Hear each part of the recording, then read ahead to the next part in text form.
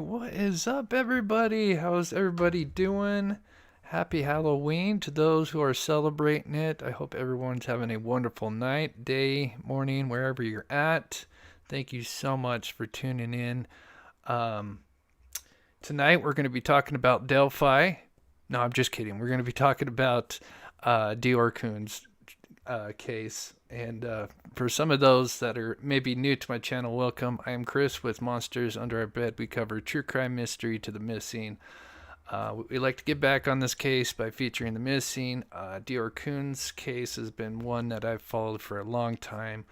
I'm a big fan of the missing 411 and all of that. And of course, that's where I first saw that story, and that certainly intrigued me.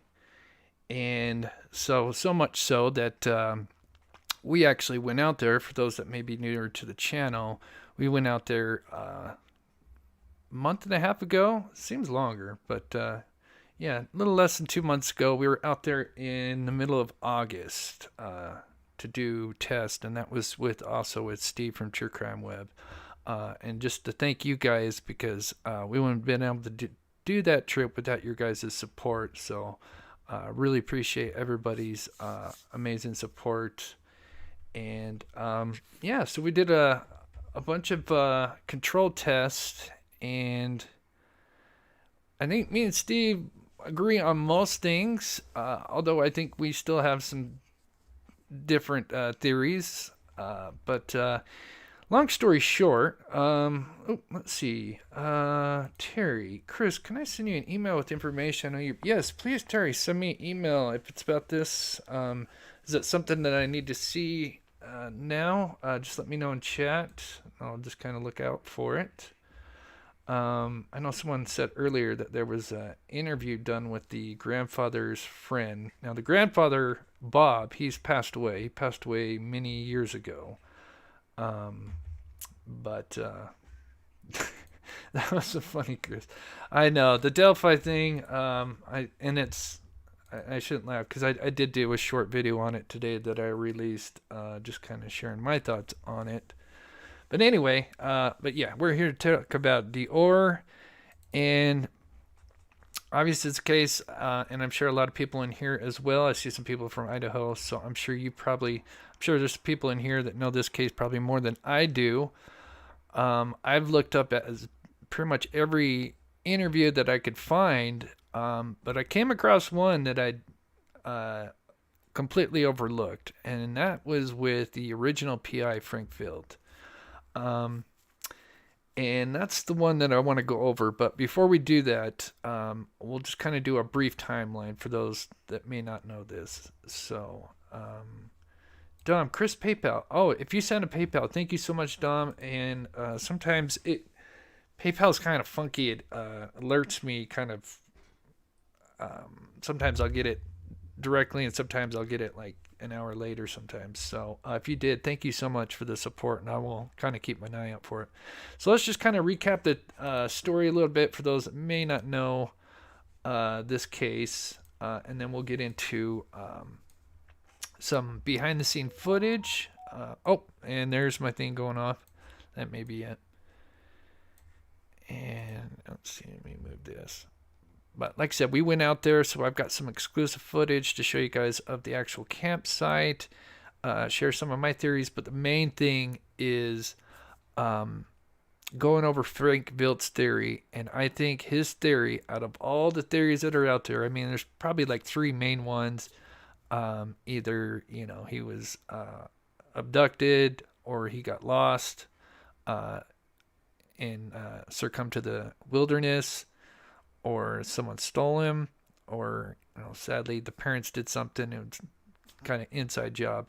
It's kind of basically kind of three main theories. But after hearing Frank Vilt's interview and being out there and seeing that and doing all the tests that we did, I think his theory holds up the best, which is the best theory. And for those that don't know what I'm talking about, I'll explain here in a minute. But let's just recap here. So we've got to go back in time. 8 years ago, July 9th, 2015, these 4 individuals plus baby DeOrr. And for those that don't know, we've got the father, who is Vernal. We'll call Vernal, but he's also named DeOrr. So that's DeOrr Sr., and then the baby is DeOrr Jr. Then we got mother here, Jessica. We have her father, Grandpa Bob, and then we have Isaac, his friend, on the left there. So for those that don't know. Anyway, back on July 9th, 2015, last minute, they decide to go camping at the Timber Creek Campground. It's a beautiful campground. It's very unique, isolated. It's beautiful. We did enjoy ourselves up there. It gets cold at night, the way it's situated. But yeah, very beautiful. And then it has where we camped, because obviously we camped at the same campground. There is multiple campgrounds, but there's a few that are down below. There's kind of a lower campground and an upper campground, and some may know what I'm talking about and some may not, and I'll explain that here in a minute. But we stayed on the lower part where obviously DeOrr went missing. The upper part is where the reservoir is at. They arrived at the campground late on the... So this is Nate Eaton. He's going to narrate a little bit, and I'll do a little bit in between, but just to kind of get the backstory in a little evening bit. Of July 9th, Thursday evening. It was very late. It was dark. They say they instantly went to bed. From day one, law enforcement told us that all of the people at the campsite were considered persons of interest just because they were simply there. DeOrr Sr. and Jessica Mitchell, the parents of young DeOrr, Grandpa, Jessica's grandpa, and another man named Isaac Renwand, who was a friend of... Yes, thank you, Tracy, for correcting. Yeah, I was just thinking about that. Yeah, it's actually her grandfather. I'm sorry. Yeah, you're right. Grandpa, who apparently at the last minute decided to go camping with them. It was dark when they got there. DeOrr said they parked the truck, parked the trailer, and the Suburban. Isaac pitched his tent.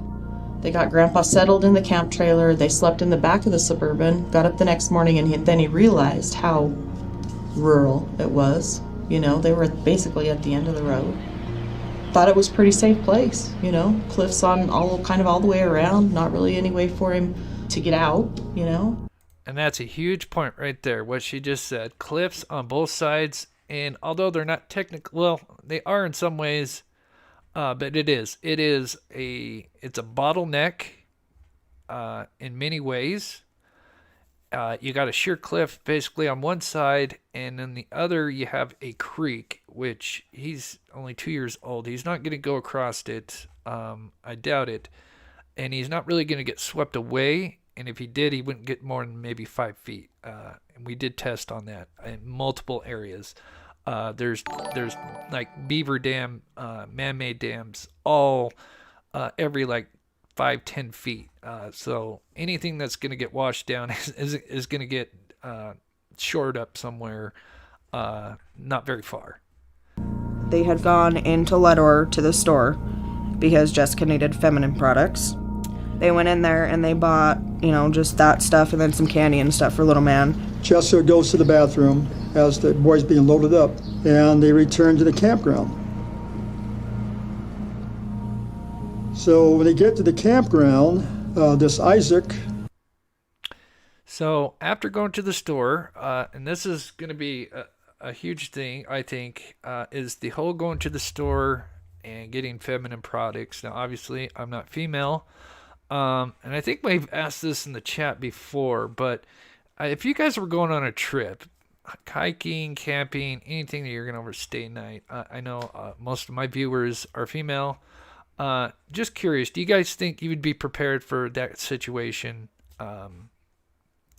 I kind of curious. I think I've asked this before, but when it comes to that time of the month, do you think, especially if you're going to go and you're going to be gone maybe a night or two, do you think you'd most likely be prepared for something like that, especially camping in that situation? I get it like at a hotel or something where you've got probably a gift shop, right there. But when camping and you only the only store is 45-minute drive away, and it's only got two stores in it. So Tracy says 1 million. I'm not sure how many zeros, but yeah, 1,000,000% bring supplies no matter what. And I think I've asked this before, but yeah, because this to me this is one of the most suspicious things. So most people are saying yes, but I see some have forgotten, and I could see both, but I think the consensus would be you'd be prepared. I know when I go camping, I overdo it with everything, clothing. It's just the way I am. Anyway, so when they get back from the store, and they're actually kind of gone for quite a bit. Now it does take 45 minutes from the campsite to the nearest store. There's only just one little town, DeOrr. And I think when we went out there, the general store looked abandoned. There's one little other store there with the gas station. When we got there, that was closed. But it looked like the general store's been shut down. I don't know, someone's local out there, how long that's been shut down. But it looked abandoned to me. But when they, obviously, this is 8 years ago. But anyway, they were out there. We don't have an exact time. They do have some time in receipts. Bruno says they left at around 10:30. Isaac said more closer to noon. I think somewhere in between there. But they were definitely gone for at least 2 to 3 hours. I mean, which makes sense. You know, you're going to have a 45-minute drive back and forth. So already you're at 1 hour and a half just driving. Just going both ways. So at least 2 hours, 3 hours would be ideal. So when they get to the campground, this Isaac. And so they get back, and then this is where, so as they went to the store, mom, dad, and the baby went and got gas, supposedly. They got her feminine products, and there is receipt of that, which I think is interesting as well. She actually even texts, is it her mother, Trina? Remind me in the chat, some experts. Trina is her mother, right? I'm pretty sure it is. And so they were at the store, and during that time, we have Isaac and Grandpa Bob, who supposedly went fishing.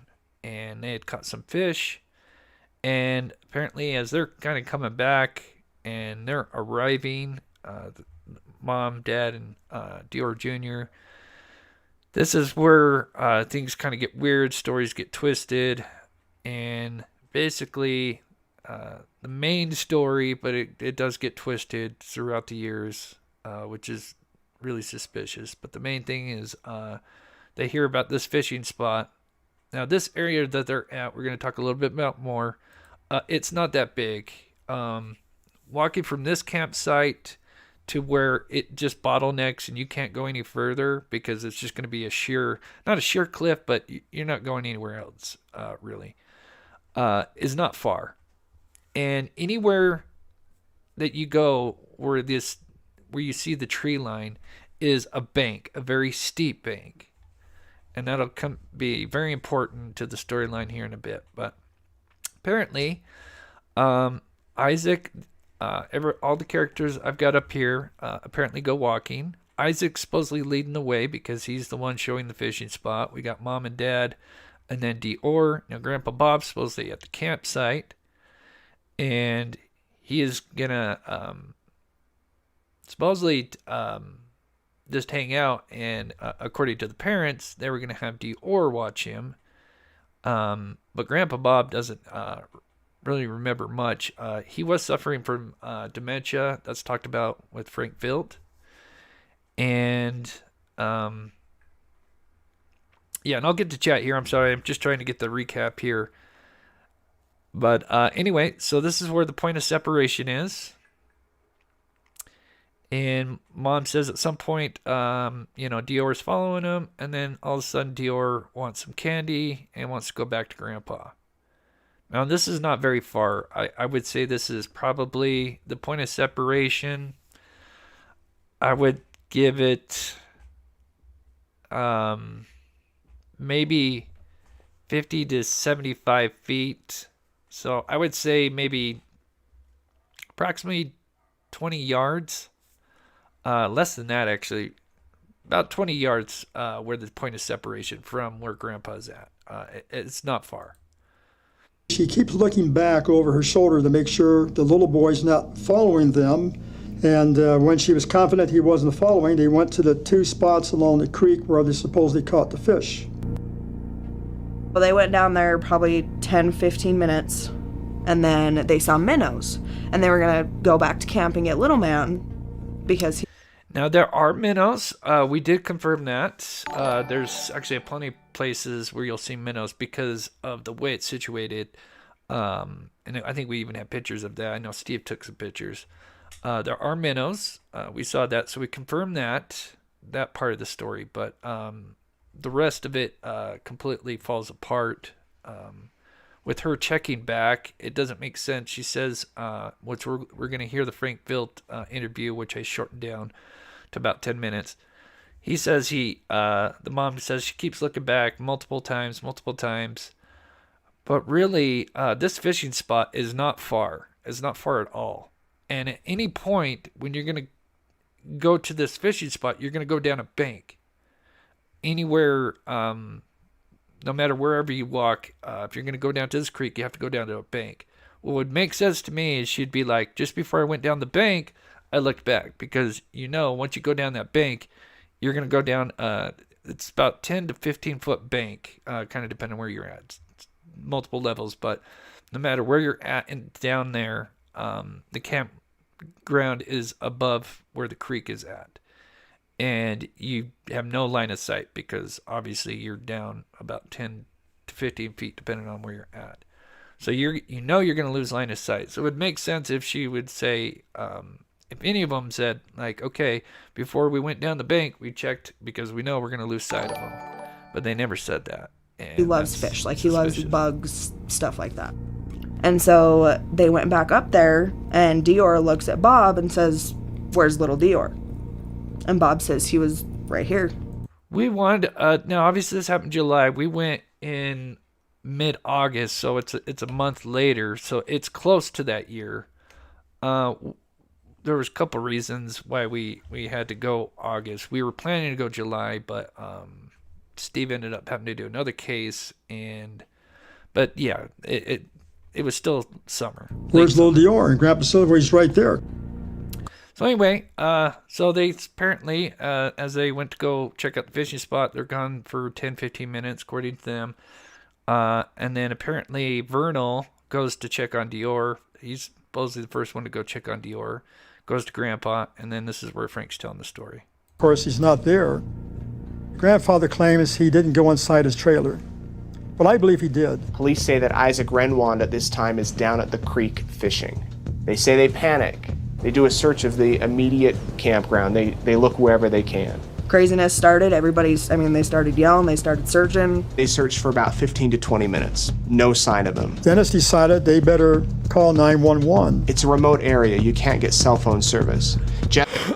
So, I'm pretty sure they had, if anyone knows, I don't know 100%, but I'm assuming they had, let's see, I have Verizon. What does Steve have? What's not T-Mobile, but the other one? I can't even think of it. Let me know in the chat. I think they had Verizon though, because I had 2 bars, and apparently the service got a little bit better out there. I kept a pretty good 2 bars when I was out there. It would fluctuate as I moved, but I'd usually have at least 1, but usually typically 2 bars. And apparently they had 1 bar, but they didn't want to risk dropping the call, which honestly doesn't really make sense. I would try to call, and if it didn't go, then drive, But apparently they drove. Well, Vernal did. So that's another thing is where the fish gets story. And I would love to hear both 911 calls because apparently the one, but there's some talk about that apparently you can hear each of them. And then Jessica even made a statement about her putting something in the side of the door, but yet they're supposed to be separated. Vernal's in the truck going down, and she's walking with her phone. So that's weird in its own thing, but I don't want to get too far ahead. So that's the main little backstory there to where he went missing. After that, of course, they did extensive searches. Let me just pull up this here. When this, of course, they would do extensive searches, look for him. There would be no signs. They would get some hits from a cadaver dog by the reservoir, but that would turn out to be somebody had some cremated remains that they spreaded over the reservoir, and they believe that probably is what the dog was hitting on. But other than that, there was no sign. And then since then, we've had the first PI, Frank Vilt, which I really like. He's very credible. He was a marshal. I didn't even know this, but Frank Vilt actually had his own two kids, and I think they're both daughters. I know one of them was, but I think 3 and maybe 4 or something like that. But they both got kidnapped. I had no idea about this. This is the whole reason he became a PI and helped kids and everything. He's a great guy. Anyway, they ended up in Mexico, and he ended up, because law enforcement couldn't help him, he ended up getting them back. Amazing story. That's a story for another day. But anyway, he was their PI for a while. But after doing some research, and I'm not sure how long he was on the case, but he started noticing that there was inconsistencies with the stories, and then eventually he'd put a reward. He'd wanted to put out a reward for little DeOrr, but Jessica did not want that, and I thought that was highly suspicious. So we're gonna listen to. Is that 40 minutes? Yeah, 45 minutes one way. From the campground to Ledor, and 45 minutes back. So yeah, hour and a half alone just driving. So yeah, a lot of driving. June, thank you so much for the $4.99. Kudos to Chris and Mods. Thank you so much for the smart, June. If it wasn't for you and all you guys in here, we wouldn't be able to do trips like this where we go out and get to investigate. And we're going to be doing a lot more next year. We've got some big plans. Southern Gal True Crime, thank you so much. Thanks for keeping these cases alive, especially the ones involving children. Thank you so much, Southern True Crime. Really appreciate the support. And again, for those that are just tuning in, happy Halloween. For those that are celebrating it. And let me get to your comments. I'm going to switch over to Frank Vilt's interview, and then I'm going to kind of speak on the things. And while his interview is playing, I'm going to be playing my exclusive footage while we were out there, because we did tests and everything. And his interview, like I said, there's the 3 main theories. And, me personally, this is not speaking with Steve. Steve has his own thoughts, but my thoughts on this was there was something suspicious with the parents, in my opinion. I don't think he ran off. And after hearing Frank's theory, to me, lines up the best out of all the scenarios that could have happened to DeOrr, which in this case would be the best scenario. And if you don't know what I'm talking about, we'll explain here in just a minute. Tom says, but how would his body have disappeared? They would have had to find it, wouldn't they? Yes, and that's why we're going to explain why they haven't found anything, because they've been out there. Like I said, they've had 3 PIs now, and the second one's coming back, apparently, the one that people don't like. But I really like Frank Vilt. He was the original PI, and he has a lot of credibility. But I'm going to go ahead and play his interview now. Little baby DeOrr. And keep in mind, this is he was interviewed on, I think this is No Thanks Investigates, which he's not on YouTube anymore. I'm not sure what happened.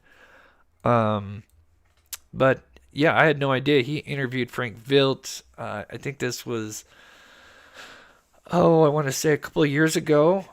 But it's very fascinating, and I had no idea about this interview. And I've just about looked up everything I could on this case. I know there's probably always more, but this interview was very interesting. Hi, new here. I was just thinking of Little Man. Yeah, that's a little nickname for him.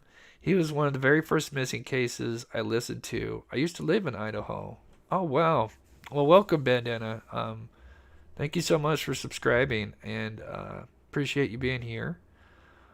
And Anna says it best. Yeah, the child was wearing oversized boots that kept falling off.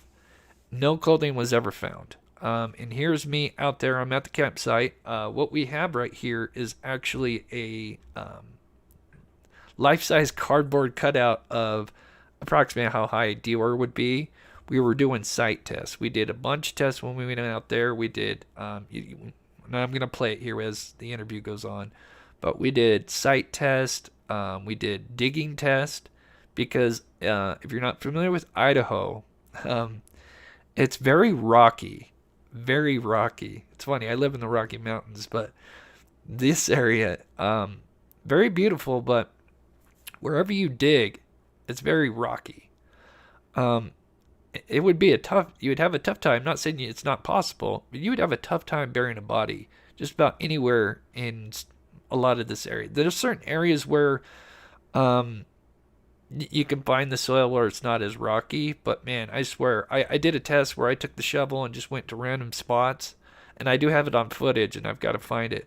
And I just took the shovel, and no matter what, I could never go more than a couple inches without hitting something. And we're not just talking tiny rocks. We're talking some that are boulders. I mean, I'm standing next to a decent-sized rock right here. And yes, the boot thing is huge because I had tight boots on. When you're walking through this brush, because a lot of them are kind of connected, I don't know how many times I almost tripped and fell on my head. And actually fell out and literally almost had my shoe get stuck and come off multiple times. And I had them on tight. So yes, his boots would have been out there. If he wandered out there by himself, his boots would have been found. Guaranteed. I'd put money on that. I met him. Okay, so here is Frank's interview. It's just about 10 minutes. Can play a little bit and discuss where I agree with 99% of what he says. And I think he holds back on some things because of the connection he has with the father's side.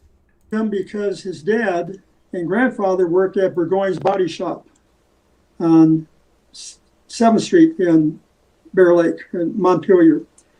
So I met. So this is Frank talking, and he's talking about where he knew Vernal's father. I guess they worked at a body shop, did some work, and he actually met DeOrr before he went missing. I had no idea about that. It was very interesting. Him at least 2 and not 3 occasions when he was in the body shop. And then we found out he was missing. I started getting more interested in the case to ask questions on what happened because, I met the kid. Cute little boy, darling little boy. So that's what perked my interest in getting involved to begin with. So I volunteered to help in this case. And I've recovered other kids before from different places. I'm a father, grandfather, great-grandfather, so I've loved kids to go up to the campground. I've got to turn down my heat on this trip. So they didn't know each other. It was just a last-minute thing that was put together. That's why I fit my hypothesis of this whole thing is a good, strong possibility of what actually could have happened is because it was put together and designed to Montpelier. She still owes to caregivers, daycare providers for money that she owes for taking care of little baby DeOrr. So as he's talking, here's me. So if you're not familiar where I'm at, so if I were to turn around, the campsite would be maybe 50 feet from me now. I go about 75 feet to, I think I either 75 feet or 100. I can't remember on this one, but this is like I said, we're this area is a bottleneck. Let's see, do I have the image still up? I can kind of point out where I'm at here. So just to give you a little bit familiarized with campground here. So as you can see, it's almost just like a natural V right here, as you can see. Natural V. And this was the campsite. There's even a little campsite in this little pocket. But right in this tree line is where the creek is at. And it goes all the way. So if you see this tree line here, the creek goes all the way. So if the boy headed one direction, which would be, we'll just say this is north. It's more or less north. He's going to go into the creek. But like I said, he wouldn't go far, and I'll show you why, because it's very shallow, and there's dams everywhere. So if he went that way towards the creek, he'd fall in, get wet, get stuck somewhere, and they would have found him. If he went south, this area here, it turns into almost a sheer cliff. I mean, it goes from fairly steep to when you just before the road, it ramps right up. It's kind of like a bowl or a half pipe. And then, like I said, you've got this V here, and it's all this is higher. This area where my mouse is at, it's all higher. You can't really tell from this angle, but it's all higher on this side here. So you've got the creek as one natural border. You've got this really steep hill that he would be stumbling, falling back down if he went to go up, which only leaves this open area, which, yes, you would lose sight of him, but I guarantee it, if he was traveling through any of this brush, those boots would have been found. Guaranteed. I'd put everything on it. Those boots would have been found, because I almost lost mine many times, as you'll see as I'm walking through this. You can just see they're all just kind of stuck together. It's very... She Wow, okay. kind of pawned him off many times. She just didn't want to have anything to do with him. And one thing I have to say that's good is she didn't abort him. She kept the pregnancy. He was autistic at all. He was... Okay, so what he's talking about is he's being asked about the kind of the background of Jessica. Obviously, she had two boys prior to that, before DeOrr. She never really kept a job, and she couldn't support herself nor the kids. So her first two kids were just handed off to the father, because obviously he could support the kids. So that was a mutual thing with the original father. And then with DeOrr, her third son, with now Vernal. And so they're kind of just talking about her background. And he was asking her, if... I think he kind of mentions that she had some rocky history with use of certain things. I don't know if I can say the word on YouTube. It'll dox me. But I think you guys get the idea that that she kind of has a little rocky past. But anyway, she did keep the baby and everything. He enjoyed playing. He enjoyed playing around the body shop. Well, I don't like to accuse of anybody of things I don't know for certain. But all the indications, the circumstantial evidence shows that Jessica was not enjoying being a mother. She would rather be with Vernal. No, DeOrr was not autistic. The question was, the interview was asking, did DeOrr have any issues, like as being autistic or anything else? And he said no. Without the kid interfering with their lives at the time. And so in that regard, I feel that she was just not a good mother that just... So here's me looking back at the campsite, which I kind of paused it a little late, but yeah, it's right here. Obviously, if he did wander off, you would lose sight of him very fast. Really loved her child. Because normally mothers love their kids. But... like I said, you're in a bottleneck, and then it bottlenecks again. That's the other thing I got to mention, and I will here in a minute. They would die for their kids. Mm-hmm. And I didn't see that in Jessica. Exactly. See? So that's part of my theory on how Jessica may be involved with this. Okay. And it goes to Trina Clegg, Jessica's mother. She was a probation officer and juvenile probation officer, and she was fired because of drugs. So I think that Trina Clegg had a very important part in this, if my theory is correct, how I feel that the baby was, this whole camping trip is used as a ruse. I remember during the reenactments, because we did a reenactment, and I remember Jessica. The one thing I will disagree, but obviously I've never met the lady, but she's the only one, not the father, not the mother, on, I think, the 8-year anniversary, which was either 7th or 8th year. She was talking to Nate Eaton, Trina Clegg. I don't know if she was 100% involved or maybe even knew of this. It seems like she's the only one, at least out of the mother, father, and Trina, who is Jessica's mother, that actually cares about this case and still shows up to speak, and bring up DeOrr's case. So I don't know if she's has anything to do with it, but although I could be wrong, Frank Vilt, like I say, he's the original PI and well respected. He could have obviously knows a lot more than I would. Walking towards the stream where fish were supposed. So here's a look back at the campsite. See where this rock is. This is where the campsite is. And so both sides, you've got this, this brush, very thick brush. And if I were to go left, that's where the steep hill will start to go, and it just gets steeper as you continue.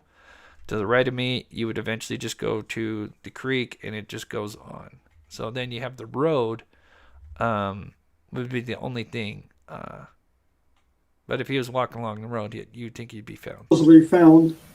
And she kept turning around and said, I wanted to make sure he was in a campground. He's been in the campground. I turned around, I make sure he wasn't following us. I kept turning around, I make sure he wasn't following. She did this about 4 times.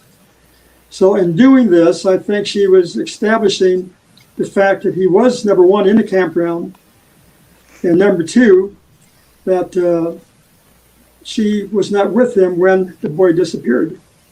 Again. Well, during my investigation, I did verify. Apparently, once he got to the campground late in the evening, around 9 or 10 o'clock in the evening, the next morning, Jessica needs some personal feminine products. So he said, let's go into town. So they went into town to get that. And I did talk to the person who served. So here is the campsite. Steve was just walking up the road, kind of doing it at DeOrr's height, kind of close to about 3 feet. Just kind of get an idea of his perspective of things. Because yes, at the campsite, if you were to go out the direction that he was just coming from, yes, you would lose sight because we're kind of up on a hill. And if you went towards the entrance of the campground, it does go lower, and so you would lose sight of them. But like I said, once again, you're in a bottleneck, and to me, I think he'd be found. So what Frank's talking about, and he's going to be getting into, which I think is very interesting, is his theory, and he believes this was a ruse. It is interesting to note this was last minute. They did get to the campsite very late when they arrived, which I'm not saying it's not unheard of, but whenever, I grew up camping, and we knew if we were going to go camping, especially if we knew we were going to be driving for a while, we always made sure that we got there with at least a little bit of light out, so that way we could set up our tent. Now, I guess if you have a camper, which they did have one part of a camper, I guess that'd be kind of different, even though I know there was tents out there as well. But usually you'd want to get to a campsite. I think they got there, I got to double check, but like around 9 p.m., I think, and it would have been dark. The way this is situated is you've got mountain ranges on both east and west side, and they actually since they're situated there, you have less daylight throughout the day, because obviously once the sun goes over the ridge on either side, coming up or going down, it gets dark quicker and the sun comes up later. So, and it gets cold. The little boy, they call them JoJo's. They were ring French fries, curly ring French fries. So now he's talking about the next day, because they got there late on July 9th. July 10th is when everything went down. They get up, they have some breakfast, and that's when the mother, father, and of course this is when Jessica says, "Oh, I need feminine products, and we need to go to the store." And so that's when they leave around 10:30, 11-ish, somewhere in that area. And then they're gone for about, I think, 2.5, 3 hours, which means they would have been out there for at least an hour approximately. Keep in mind their timelines, especially throughout the years, start to change depending on who you're talking to. But anyway, they went out there to the store in Ledor. And actually, let me pull up Google Earth. So here's the campground. And if we were to travel back out, there's just one way in, one way out, one main road. And if we travel and we get back on this road here, it would take us to the nearest and only town that's close, which is Ledor. And it's just got a few little stores. When we out there, it just had the gas station, I think, right here. I guess the general store at their time was open. I don't think it looked run down to me. But apparently they went to a couple, both places, I think. Anyway, he talked about going and asking a witness if they had seen DeOrr, because the next PI, Philip Klein, would supposedly interview a bunch of witnesses, and they never saw DeOrr. But according to Frank, the witness that he talked to confirmed that DeOrr was there, had some fries. And so I'm going to go ahead and finish the story. Let him finish the story here. I talked to her. I don't have her name in front of me at this time, but I did remember her saying, "Yes, I served him." The little boy sat right there and pointed to where the little boy was sitting. And they called him JoJo's. So the little boy did have this order of JoJo's. So I verified that morning that the boy was there in the store. So But you were able to verify. So you were able to verify that DeOrr was. your audio was down low. I couldn't hear what she said. Sorry. So the interview, this whole interview that I had to get was very crappy. Not very crappy, but it had some bad parts in it where the audio, like, because it was a panel thing with Frankville, Doug, and Crime, and then another girl, and they all had their volumes at different levels. And so one girl, she's way too low, so then she ramps her volume up, and so I had to kind of cut this up. And so I'm sorry. Hopefully the volume's okay, but it might go a little loud or a little soft in some spots. Is it possible that the clerk said this in two different ways? Like he was there and then it told somebody else that he wasn't there? Well, it depends how the question. So this is what it would look like at any point you would go down the bank, as I told earlier. Anywhere, if you were to go up or down, anywhere that you were going to go to the creek to fish or whatever, this is what you would experience. You would not be able to see the campsite, even though it's 15 feet in front of me. If I went right up the hill, it'd be 10 feet right there. But like I said, the bank is anywhere from 10 to 15 feet. We measured it. So your line of sight to the campsite is completely obstructed, pretty much no matter where you're at down at the creek. And then the noise of the creek is super loud, and there's something that Jessica says, I don't want to jump ahead, but that clearly doesn't mesh. Well, I definitely, when I talked to the waitress or the store owner, I said, "It is very important. Was he there? Or could have been something else, another little boy." But that little boy was there and identified the picture. Yeah, that's true. So I believe it was a truthful answer. I don't know that she didn't obtain the feminine products. or the tampons. I don't know that. I do know that, and I don't believe they were in town for 4 hours. Right. My investigation is closed. They were in town probably for about 45 minutes. And then they was trying to get some fuel too for the trip was to go to town. So he's still talking about this trip because it's important to his theory. And like I said, I have everything that I have done with this case. This theory lines up the best with everything that I've experienced. Now that may be different with Steve, but I know me and Steve agree on a lot of things when we did our experiments. But as we're listening to Frank, here is us testing the creek to see, if the boy fell in, how far would he go? And we tested it all up and down the creek, and he wouldn't get very far because there's just a natural or a man-made dam somewhere along the way. She said she needed feminine products, whether she did or did not. I don't know that. Well, I believe this was used to get into town so the person who was going to pick the child up could follow them back to the campground. If the person was supposed to go to the campground, it was so remote, it would be kind of hard to find. So they wanted to make sure, well, we'll go into town, just follow us back, and then when you have a chance, just grab the kid. Somebody. Well, my theory is that Jessica, because Vernal's name was not on the birth certificate. I didn't know that. That's very interesting. I don't know if that seems odd to me. Let me know in the chat. For those that are married and have children, for the mother to only have the name on the birth certificate, that seems really, really odd to me. I don't know if that is as odd as it seems to me, but that does seem kind of weird. It was just Jessica's name.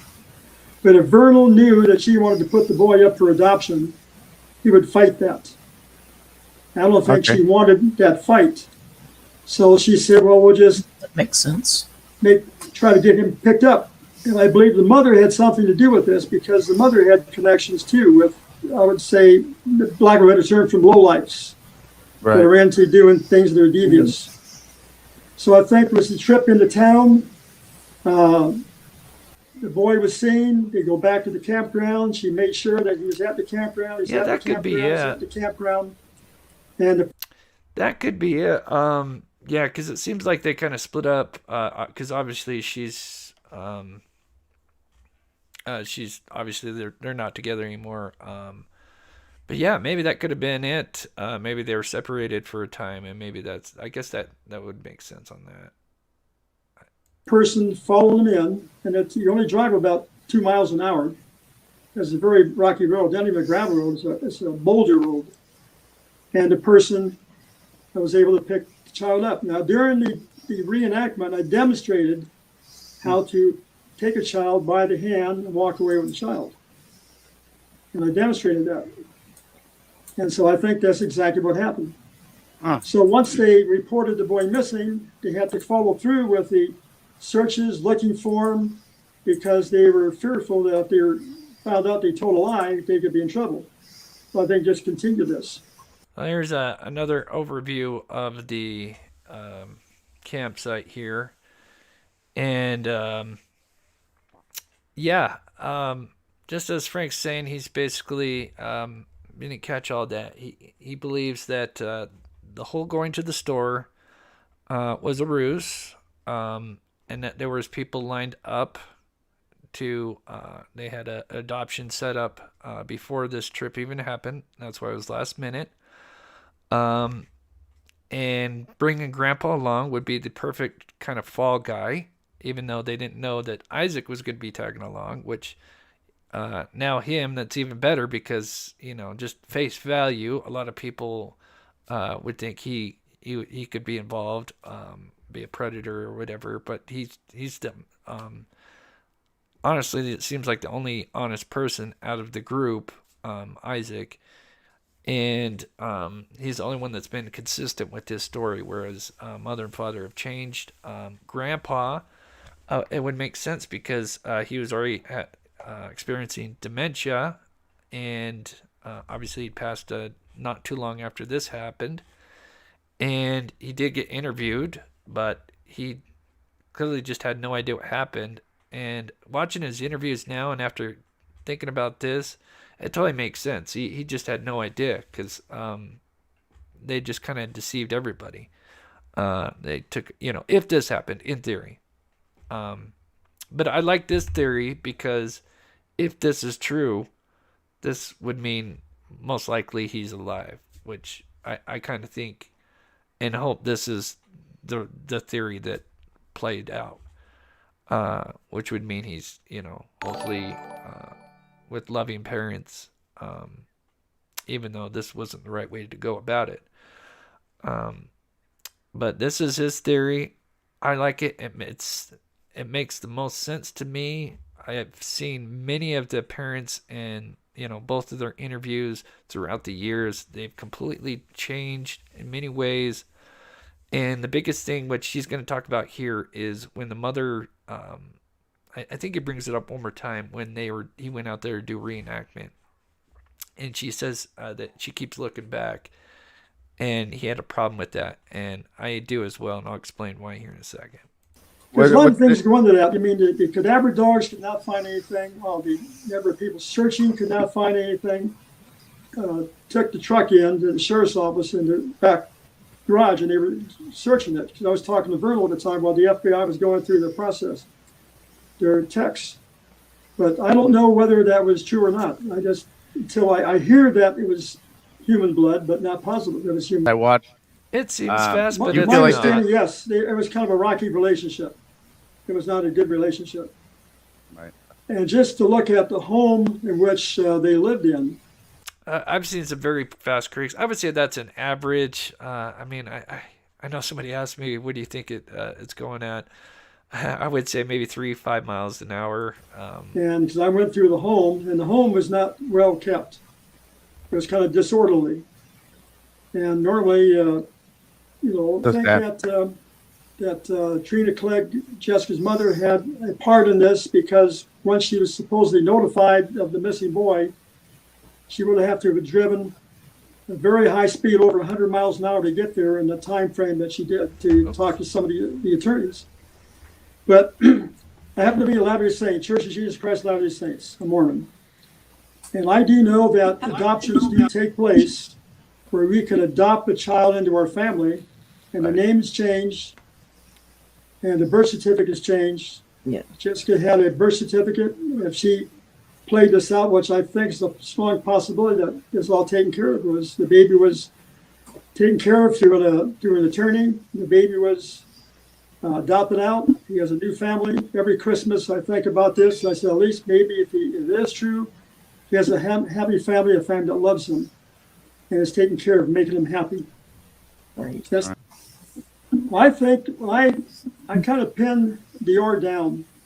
So I'm gonna skip this. He talks about DeOrr. It's weird. He's really suspicious of the mother, but then he says the father's not as suspicious. But I think the reason why he kind of favors maybe the father, at least maybe in the public, because on paper he says they're both liars. But it's weird in this interview. He says that for the most part that the father, Vernal, is pretty honest with him. But I think that may be because he's got kind of a connection on the father's side. Obviously, they knew the father's side of the family before this happened. Probably still does, and so probably doesn't want to put as much flack on that.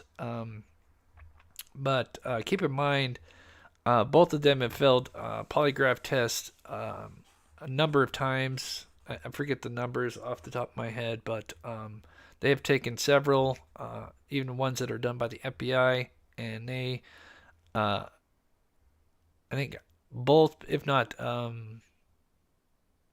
think both failed miserably. Like they were, you couldn't fail any worse. And I know some people may feel differently on polygraphs.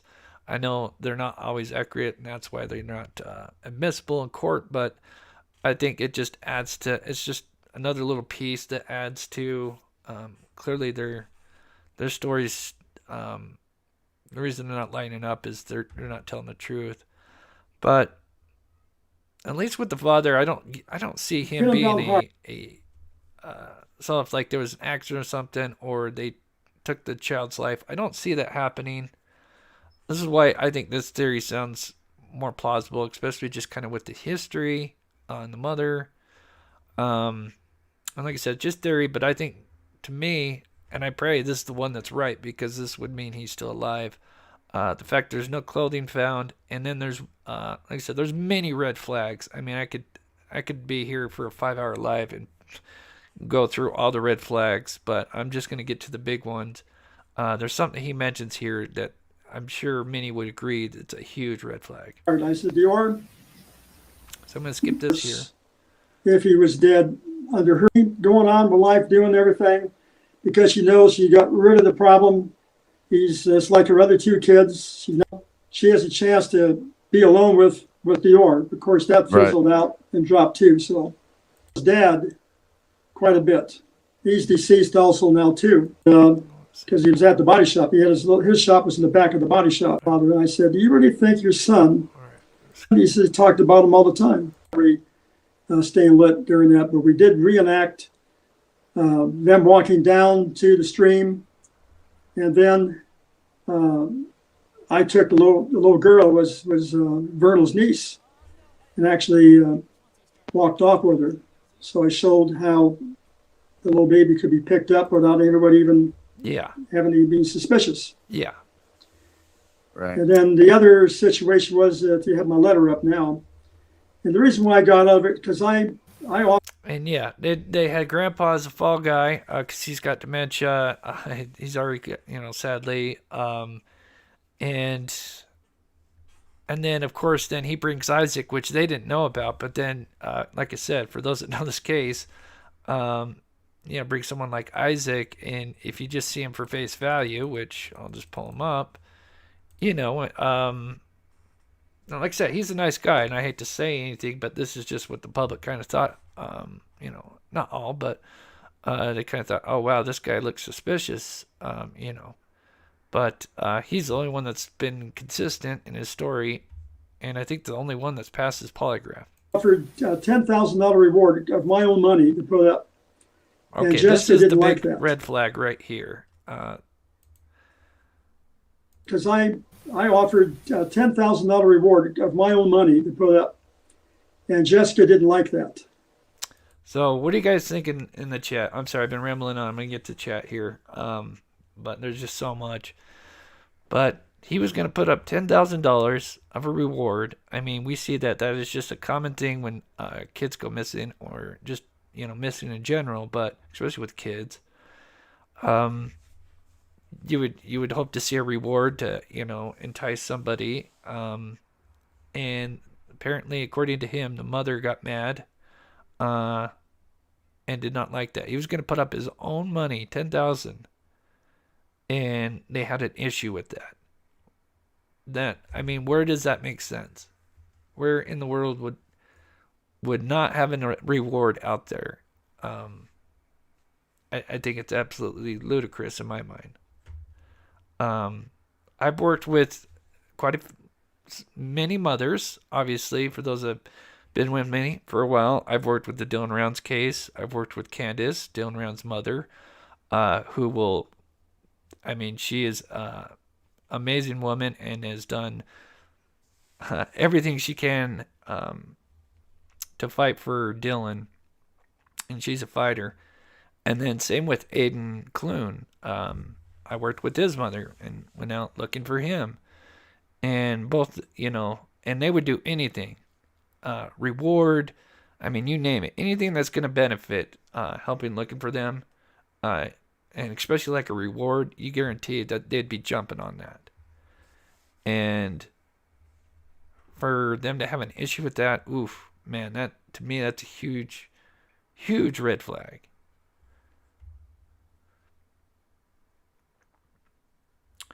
Yeah, who would disapprove of reward? Like I said, just being with Candace and Amy Clune, the mothers of two missing boys of the same age, and talking to them, and just the things that they've already gone through and would go through to get answers. I mean, they go through hell and back, and again, and yeah, when it comes to a reward, yes, that is true. He does mention something about the FBI, that they did discourage that. He does mention that. Um, so that could have played a role in it, but I think the fact that Jessica still had an issue with it, um, to me, it doesn't make sense. Even if the FBI, I don't know, but that is true. But there's never has there ever been a reward except I think when I don't think there's ever been a reward. I mean, why is there no reward? Especially maybe after a year or whatever, maybe you don't want because apparently the FBI didn't want a bunch of nut jobs calling in and filtering up the leads. But I mean, eventually you're gonna run out of leads. Then when you want to reward up, it just to me, I don't know, stinks in my opinion. She'd like me offering a cash reward. Huh. And the FBI also chimed in a little bit on that. The FBI So said, well, the animals that are out there are bears sparse when it comes to this area. I think the main thing you would worry about in this area would be coyote. What was it? What did I have up here? I had all the animals. Let's see.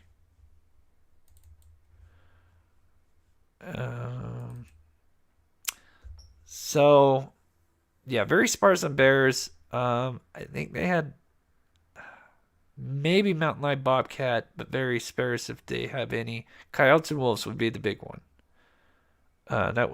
But when it comes to attacks, they're very rare. There's only 2 fatal deaths from coyotes and 26 by wolves in the last 100 years in the United States. That might be in the world. I'm not sure. In the United States or in the world. A lot of these are alarming. Now, there's a lot of attacks, but actual fatal deaths are way low. Much lower than you think. But anyway, like I said, with the boot thing, with his oversized boots, they should have been found within 50 yards of a circumference. If that, maybe 25 yards. Unless he was walking down the road, but still I think he would eventually slipped out of them. And if he was being carried, it would have fell off. So the fact that no clothing, in my opinion, this series sounds the best. That this was a ruse, and sadly, they pawned him off. And I hate to say that, but to me, like I said, at the very end, it would be the best. It would be the best theory because that would mean he'd be still alive.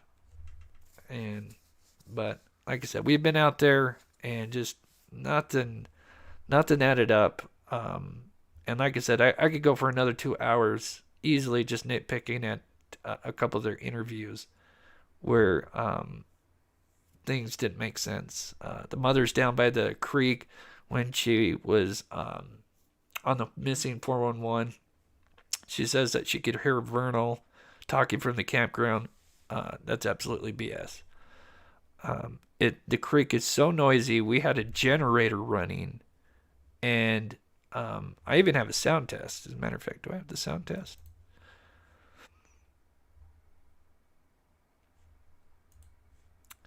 Let's see.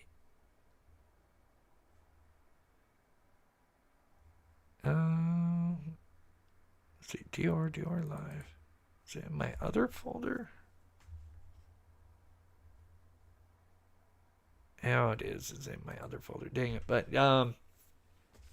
anyway, we did a test. When you're close to the creek, you're not even close, but once you get down that bank, you've already lost like 80% of your hearing from what's at the campsite. We're talking you're not even 15, 20 feet from the campsite, and you've already lost a bunch of what you'd be able to hear from the campsite because already you've got the creek. and each step closer, and I even brought out a really good expensive microphone to test it, and to see if I could get the how soon I would lose the sound of the generator just by walking down to the creek 30 feet, probably even less. And it just, second I get down the bank, the creek starts to engulf it. So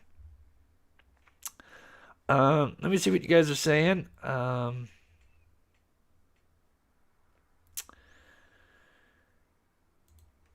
Yeah, bears and canines. Yep. Can attack and consume prey on site. Yep. Yeah, I was doing some research on that, and like I said, it's definitely plausible. But I was quite surprised at how rare the attacks are, as much as you would think they would be. And yes, you would think if it was an animal, here's just a reference of an animal attack. Oh wait, actually no, that came from the birds. Actually no, I don't have that one. Never mind, scratch that. I don't have the right folder for that one. Let's see. Yeah, like I said, the boots to me is the biggest thing. Like I said, I had my boots on tight, and unless you're walking the road, anywhere else you're walking, I was getting tripped up everywhere I went.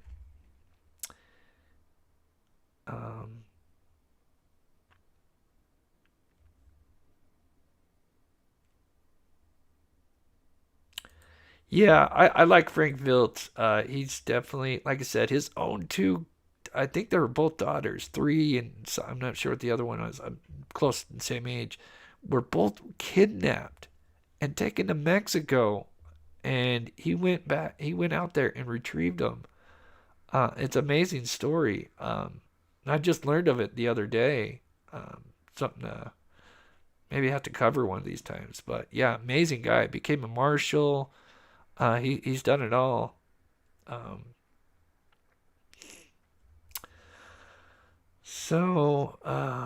Just looking at chat here.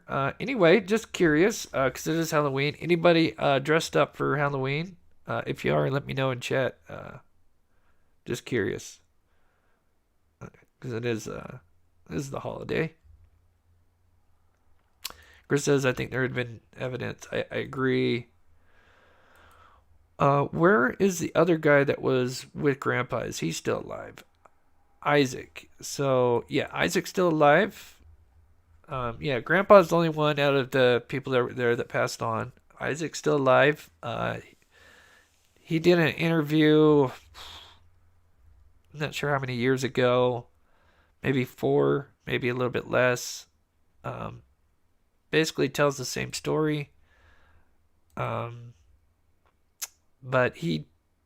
what's interesting is if you really break down the interviews with the mother and father, and then you listen to them over the years, it starts to change to where they, had done this little pass off to the grandfather, and then then they were searching for DeOrr, and they even say in the beginning that the person that knows the fishing spot is Isaac, but throughout the years, the story changes where eventually, I know especially Vernal starts to say, I think maybe Isaac had something to do with it, which just like I said, another red flag for me, because Isaac's the one that's ahead of everybody, and he's the one that went down and he's fishing. He has no idea what's going on. He goes down there, and then supposedly first it's the father, and then the mother, and then they're looking for the kid, and then eventually they come up to him, according to Isaac, and say, "Hey, have you seen DeOrr?" And he's like, "No."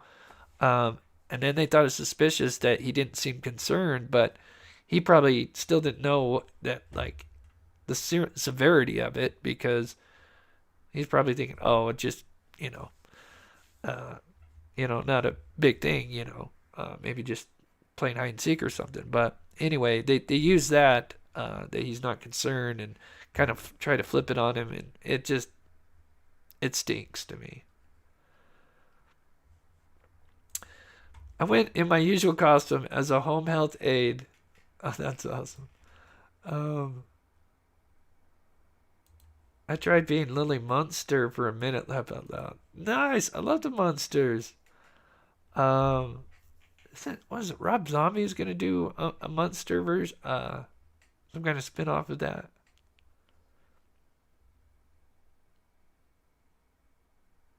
I dressed up as my pit bull and wore matching hoodies. Oh man, that'd be cool to see. I have a lot of respect for Frank Gill, no respect for the other guy. Yeah, he comes off as very arrogant. Yeah. Yeah, Mr. Klein is, although I've seen his record, his team, I respect his team, I'll say that. Because, you know, if they're trying to help find the missing, then yeah. Oh, does Karen have a question? Yeah, if you have a question, I mean, obviously I don't have all the answers. I only went out there one time. I went out there with Steve. Obviously, he's former law enforcement, worked in forensics, crime scene. So, you know, we did tests and stuff.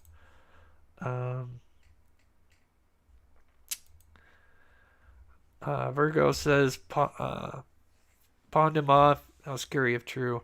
Scary, but would be the best thing.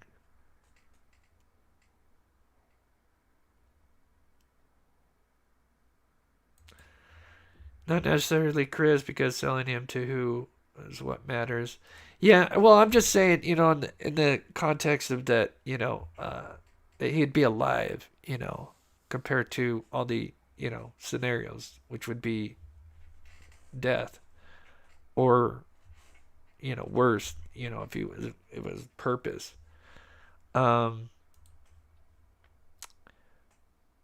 yeah, I would, and I think I get what you're saying there. Yeah, let's hope it's a loving family. I think, yeah, I don't think they would pawn him off to creep. I mean, obviously, I don't know. But let's just hope that's, in my opinion, what happened is with a loving family. And maybe at one point it'll come out somehow. Nope, just a fat, ugly costume. Queen candy corn. Oh, that's awesome. I used to love candy corn until I ate way too much, and I can't do candy corn anymore. It's like peanut butter. Those people that, you know, get into the jar of peanut butter and now they can't have PBJs anymore. Hard candy. I'm so glad someone's shining the light on this case. It's always bothered me. Thank you. You're welcome. Like I said, I don't have all the answers. I can just share what I have experienced when I went out there. I'll just go over one more graphic here just to finish off, just to kind of explain one more thing. I bust out my 3D paint. This is why everything else... Oops. Any of the other scenarios really don't make sense to me. I'll explain right here. Unfortunately, it's not the best picture. I wish I would have took the creek as well. Actually, let's do this. Bear with me 2 seconds. Do this. Yoink.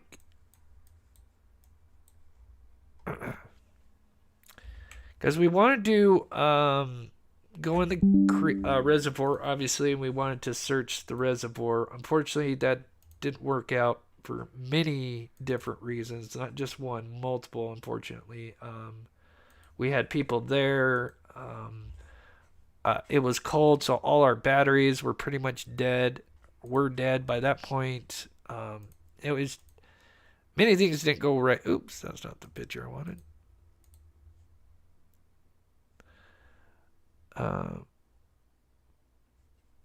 I saved it into the other folder. There we go. Okay. Just a quick little thing here.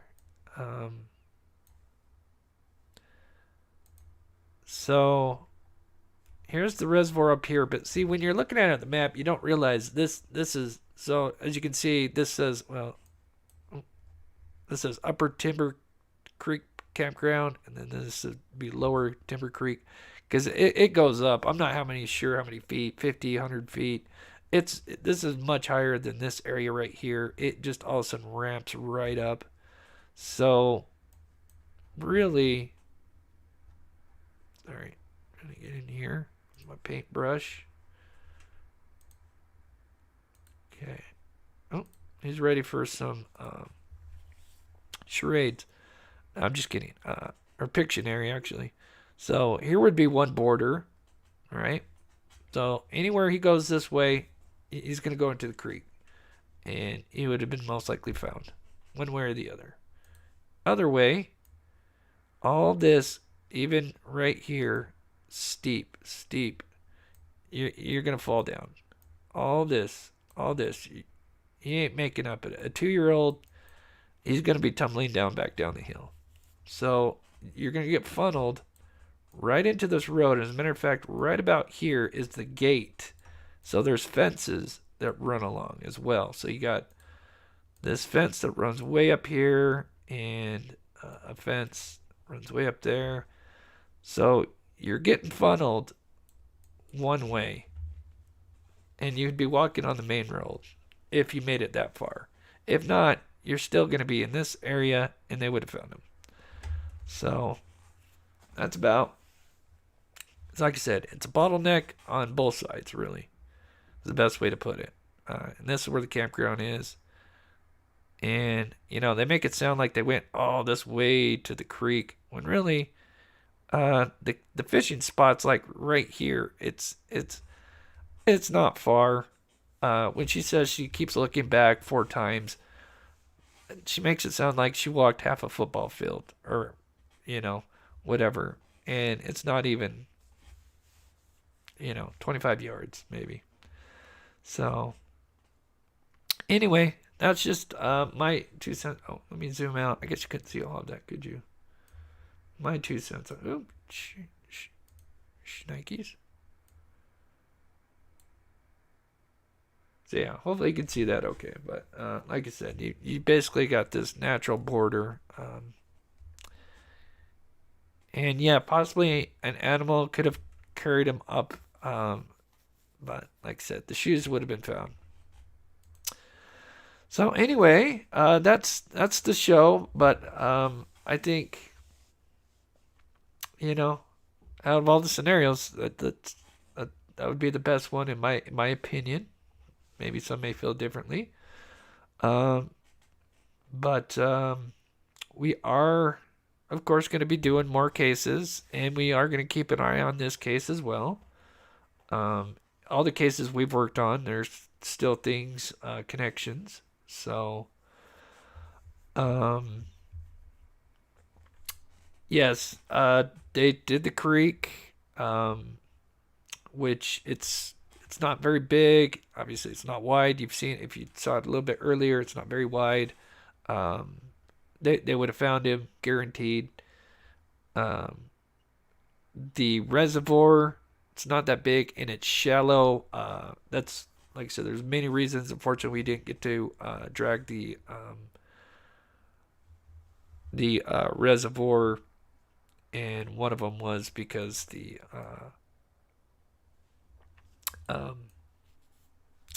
reservoir was like 2 feet deep. I guess, just after early spring would be when it's fullest, because obviously the snow would melt, run into the reservoir.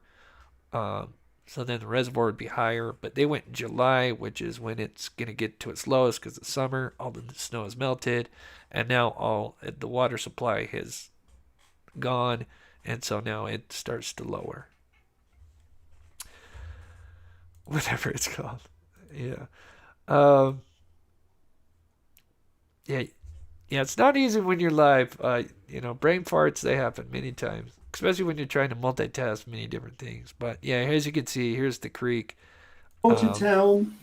Let me turn poor Frank here down. But yeah, the creek's not fast. because I've seen many creeks. I mean, I would say it's average, but it's not fast. I've seen some fast creeks. I mean, anybody would be able to catch up. And like I said, you're just going to get caught on one thing or the other. So, and the most I think we got it to go after like 5 attempts, I think was like 15 feet. Most of the time it was either between 10 or less feet that we'd get this life preserver to float, because it would just get caught on one thing or the other. So anyway, any other questions before we go? Ooh, that's pretty good. That's great. Yeah. Yeah, they need to do a new age progression of DeOrr. When was the last time they did one? Hey, it looks like it'd be a handsome young kid. Yeah. Very handsome young kid.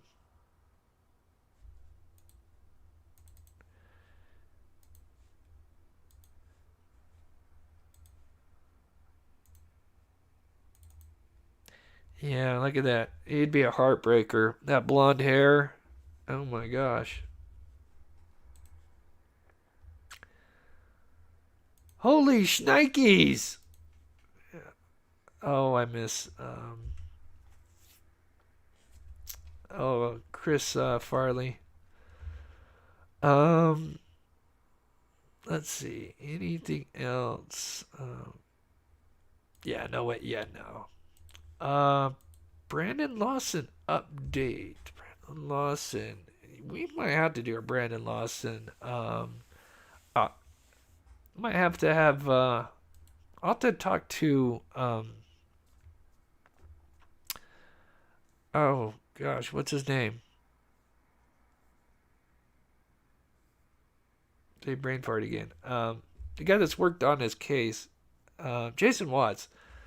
It's his first name that I can always remember Watts, but I always forget his first name. But yeah, Jason, because he's working on another case right now. But yeah, as far as we know, and this wouldn't be the latest update. I mean, I don't know if there's anything, but yeah, unfortunately, whatever they brought back, the remains with very little, like he talked about in his hand, they couldn't get any DNA off of it, which is terrible.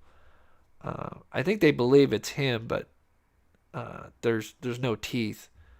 So, really, did you dress up? I was thinking about it, and should I dress up real quick? You guys, should I do it? I think you guys might know. I only have this costume right now. I guess I'll need. I don't have the right hat though. See, I don't have the right hat. It doesn't look as right. Let's see if I can do it. And I don't have my glasses, so I'm gonna have to go safety first. Oh wait, I'm missing one of the best parts. Oh yeah, here we go. Wait. Oh, here we go. Yep. There we go. Yep. Yeah, this needs to be black though. It's not working. I want you guys to behave in chat.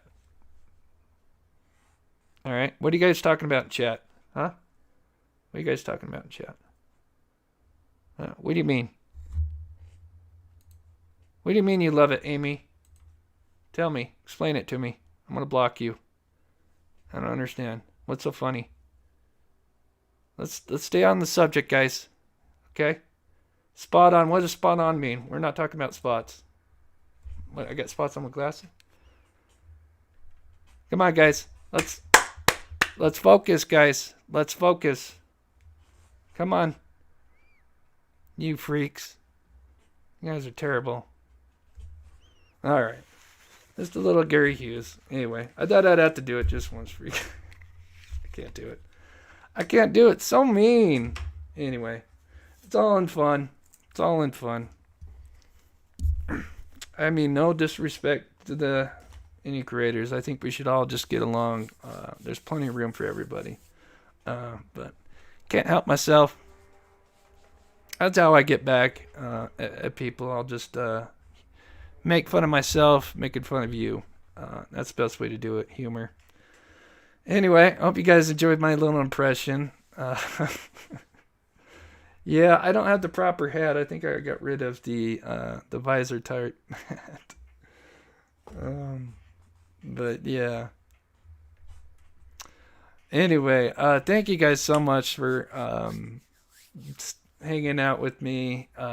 Yes, this case is very dear to me, and like I said, I have never heard the Frankville interview, and I think just from my experience of being out there and all the interviews I've heard, to me this sounds the most sound, and it could have a happy ending, which would be great. So yeah, grow the beard.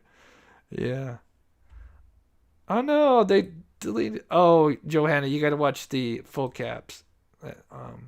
Nightbot will get after you. But yeah, grow the beard. Yeah, get some gray in there. Anyway, that's my Gary Huge impression. That's what I call it.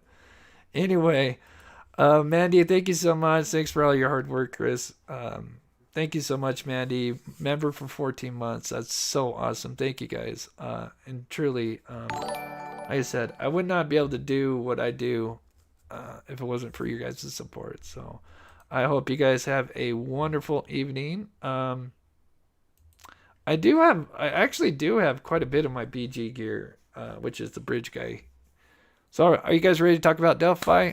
All right, guys, let's get into it. I'm just kidding. Anyway, yeah, the thing with Delphi is it sucks because what's going on, the topic, with the defense and everything. Obviously, we don't need to talk about it, but I just want to mention it divides the community. My last show, where we were just strictly talking about the case and the defense, it completely divided the chat, and it just wasn't a good conversation. And I hate to see when the chat's not getting along, and then I feel like people don't want to, make comments because it's kind of might go against the other side. And yeah, it's a bummer. I think the whole thing's a bummer, what happened. But, it happened now. He's got new attorneys, and we'll see what happens. So that's all, and I'll leave that there. So I am going to do the outro. And thank you for any of the new subscribers. Thank you once again to those that donated. Dom, I'm sorry I'm sure I got it. I just got to check it. But thank you, Dom. If you did, anybody, if they did a PayPal or Venmo, I usually try to send a thank you. And also I'll thank in the next one if I missed it. But again, thank you, June and Southern True Crime, for the donations earlier. And with that, I'm going to play the pet outro, and we will see you guys tomorrow night. So I love you guys. Be safe.